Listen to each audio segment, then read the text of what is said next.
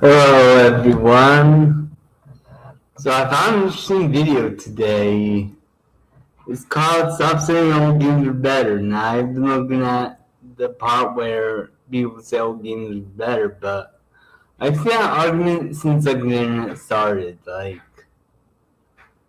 Since 2000s when I saw people say, games were better before 2006. And If you've been here we go. gaming long enough, you've probably heard some of these lines before. Gaming is dead. Old games are better. They don't make them like they used to. And in February 2026, a lot of gamers resonate with that statement right now. And to some extent, I do too. But are we actually witnessing the downfall of gaming, or are we just looking at it through nostalgia-tinted glasses? In this video, we're going to break down to see if there's some actual truth behind those statements. This video is going to be broken down into 4 different parts. Those parts being analytical data, player behavior, social media influence, and nostalgia bias. Because the truth isn't always as simple as gaming is dead or this is the golden era. There's more nuance to that. If you are new here, be sure to subscribe to the channel, like the video, and comment down below what your favorite game is. Social media influence plays a big part into how people view gaming, mainly the more younger, impressionable audience. Something the gaming community has to stop doing is acting like every game from the past was flawless with no problems at all. A lot of the games from the past had bugs. They used to freeze like a lot, and there was way more glitches and exploits than Howard after work with the Switch. Yeah. Okay. Alright, I'll play a little bit. than ever before. And up until around the PS3, Xbox 360 era, games weren't getting patch notes, hot fixes, and updates. So when something was broken or overpowered, you just simply had to deal with it. Take a look at Black Ops 1, for example. Some people call Black Ops 1 the best Call of Duty of all time. Some people call it the best Black Ops of all time. And yes, that game is great, but let's not rewrite history. That game... No, here's the thing about Call of Duty. Honestly, around the time Black Ops 2 came around, there were a lot of complainers saying, "Oh, Call of Duty is dead now. They're making the same game." And now it's like they're like, Black Ops 2 was a good one. Yeah. Well, here's what I saw. I saw people say Black Ops 2 was the best. Yeah. But Black Ops, I didn't really see people say that Call of Duty was dead. But I did see a comment saying now. But anyways, let's continue on. Was filled with metas and overpowered guns, the exact same way modern Call of Duty is today. Everyone in Black Ops 1 ran the same guns, the AK-47U, the Galil, the AUG, the FAMAS, the Commando. Like, bro, if we're being honest, those guns would not last a day in 2026. They would have got nerfed immediately. Y'all would have labeled them too broken or overpowered. But the reason a lot of us don't realize this about games from back then is because there wasn't someone constantly in your ear telling you the game sucks. There wasn't streamers constantly complaining on Twitch telling you about stuff they didn't like in the game. Like, I'm gonna be honest, sometimes the internet can force the devs into making good changes, but other times and most times too much complaining forces bad changes, which causes this like cycle of the devs having to go back and forth to this dude saying story mode game starts, single player stuff. Oh, okay. And he's saying, "Oh, you're doing this. Once you're done with the game, you can't be. You're done with it, and it's the same thing over and over." Then he goes and says he plays Call of Duty and 2K. Oh, which is literally like, it's a competitive game, sure, but it's like you're literally playing the same game with different people. So it's like he has no right to say, "Oh, don't play single player games." It's like literally the different single player games are different. I see. And that made I said, well, not on that guy's video in particular, because I'm sure he's just trying to troll.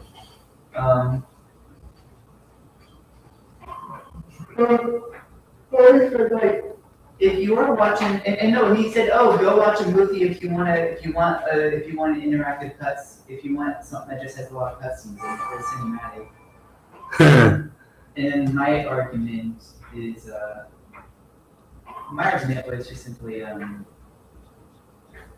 games have more cutscenes. Like, well, a cutscenes. movie which costs $14 for 2 hours And a good story-based game should last you 38 hours, right? So you're technically watching 15 movies for $70, which is much cheaper, and games are better than movies in general. In terms of interaction. Like you're interacting more movies than the internet. Okay. Complaints, and now the game loses its identity. A great example of this is Dead here's by the- Daylight. I have been playing this game since day. What?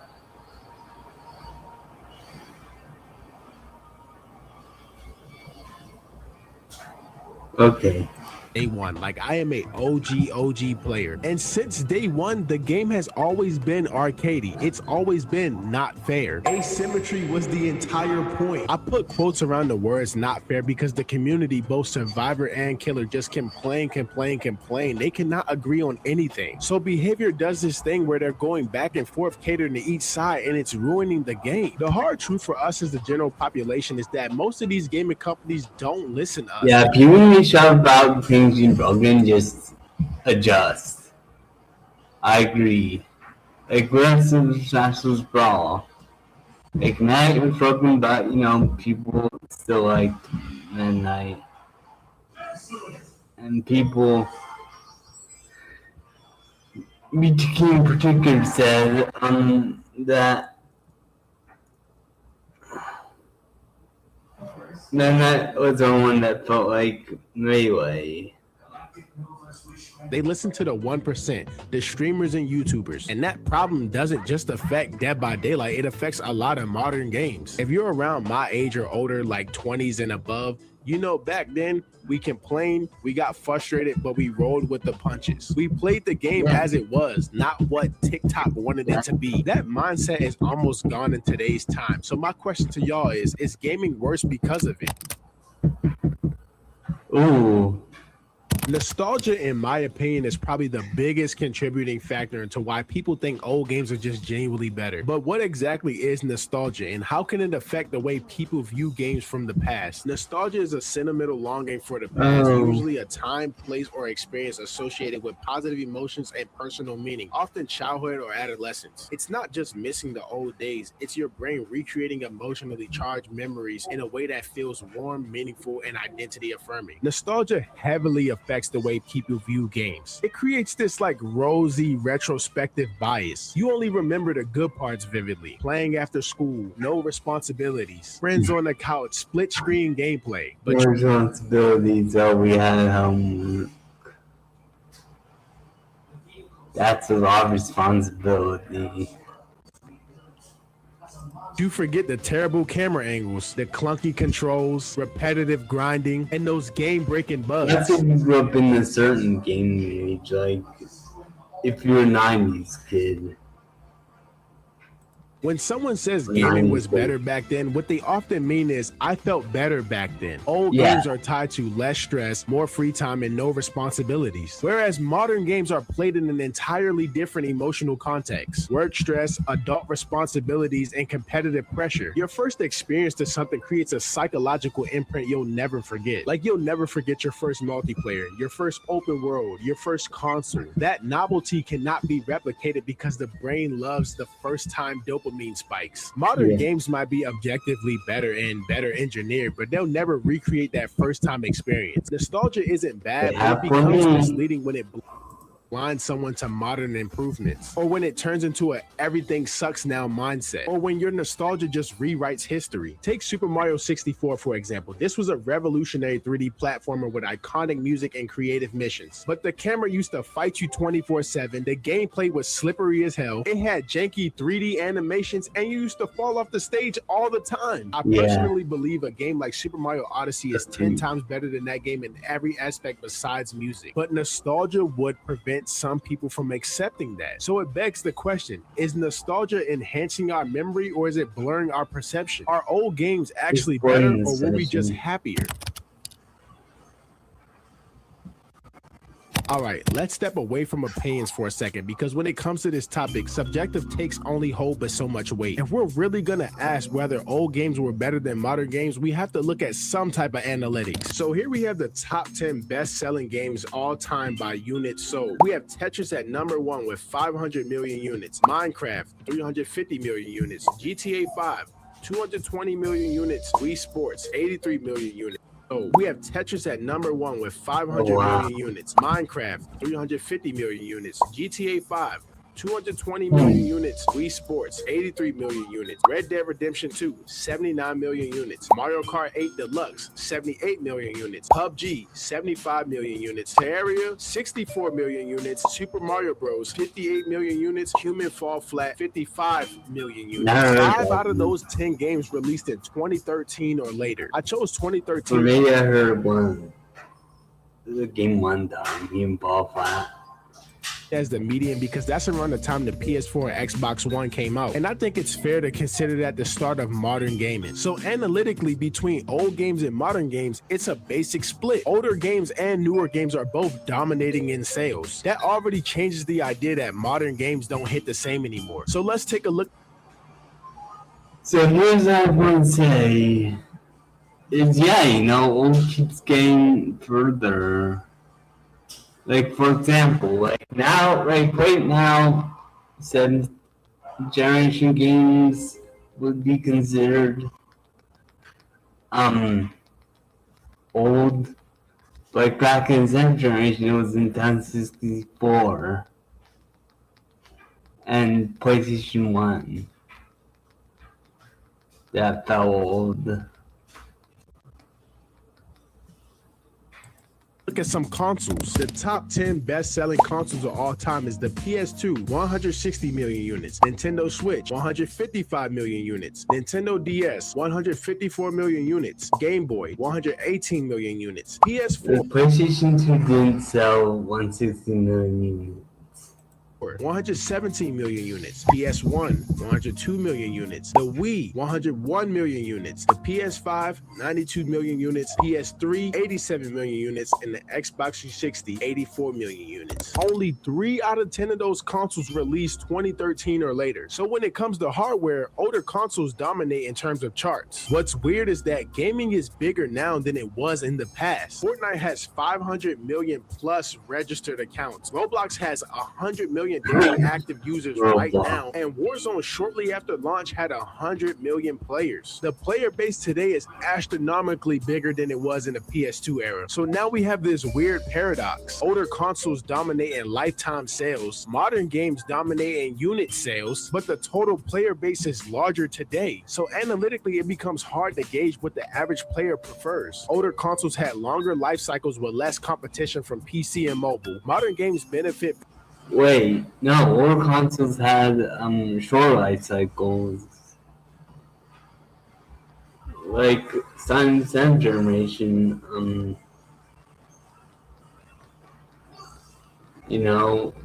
consoles lasted from 6 to 7 years, and 8 years even. Whereas before the 7th generation, consoles lasted for 5 years. From digital distribution and global expansion, the industry itself is exponentially bigger now. So our older consoles I guess the PlayStation 1 lasts from 1994 to 2000, but yeah, which is 6 years.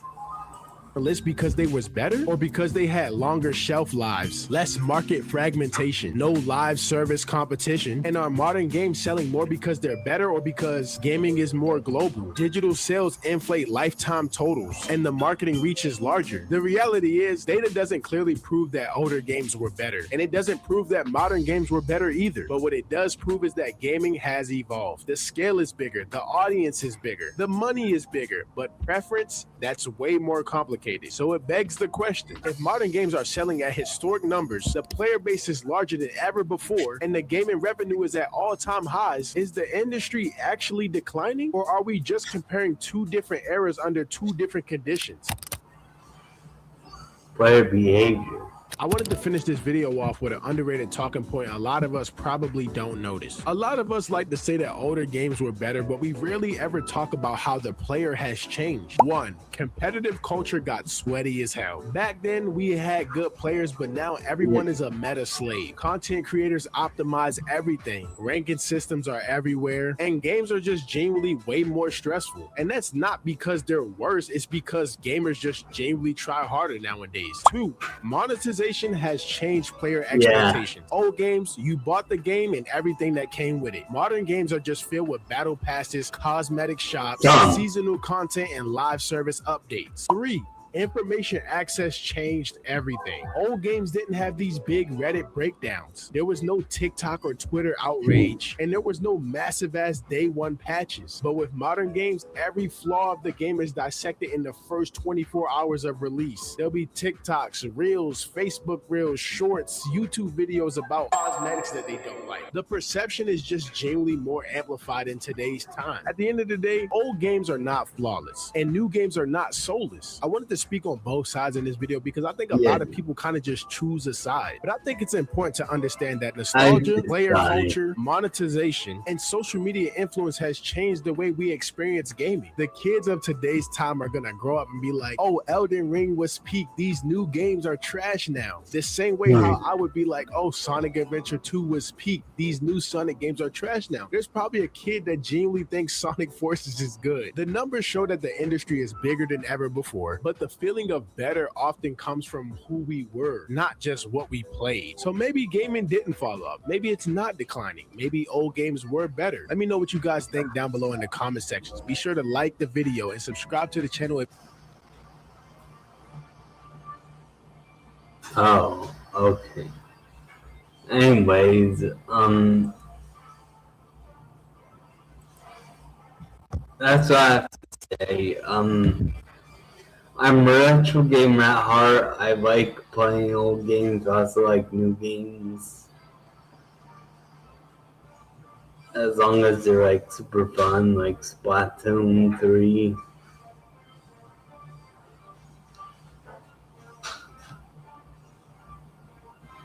But yeah, anyways,